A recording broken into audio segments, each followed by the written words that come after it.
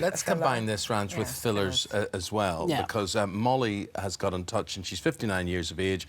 She's lost some back teeth, and as you get older, apparently the fullness of your face caves in a bit.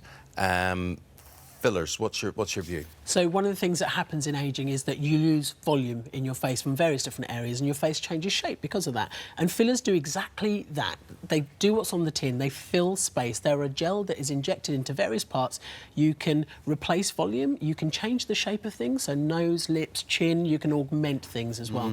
So Botox and fillers do slightly different things. They both work to make you look fresher, but they work in different ways.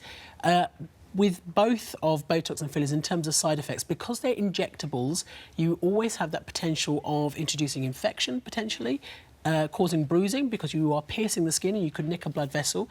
And you have to bear in mind that you could always have an allergic reaction. They're very rare to both of those products, but you have to bear that in mind when you're going into So if you were thinking about doing this, so say for Molly, or even for Diane, we were saying maybe Botox, maybe fillers would be better for her.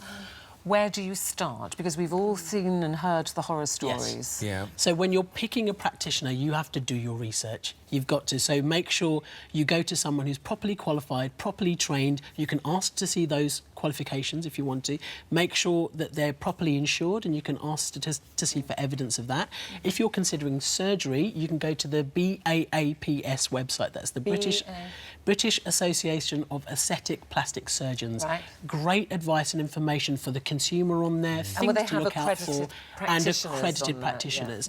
And then it's all about going and having a consultation. You've got to make sure that the person you're seeing gets what you want and understands and gives you a realistic picture. Do you know, the other thing is, if we were doing this conversation even 3 years ago, people would say, how weird, how strange, this is really different, they only do that in America. But it's like, oh, I remember when it used to be odd if you got your teeth whitened. Now, like, it's odd if you don't get them whitened. So this is here to stay. Yeah, we have to deal with this. It is, and I think, you know, it is safe as long as you're going to somebody who is qualified, who knows what they're doing, that you've built that relationship with and you've had a proper consultation. It is safe, but don't forget, you know, there are very simple ways of trying to stay young that don't involve spending lots of money. So avoiding sunlight on the skin, don't smoke, and actually being physically active and having a nutritious diet has actually been shown to slow down aging. There are so many of these procedures, and we've had a lot of calls, so you're going to take some calls, I know, after this, because we've got to go to the weather. Not on air. No, not on air, but we'll do that off air. Explain that, dear.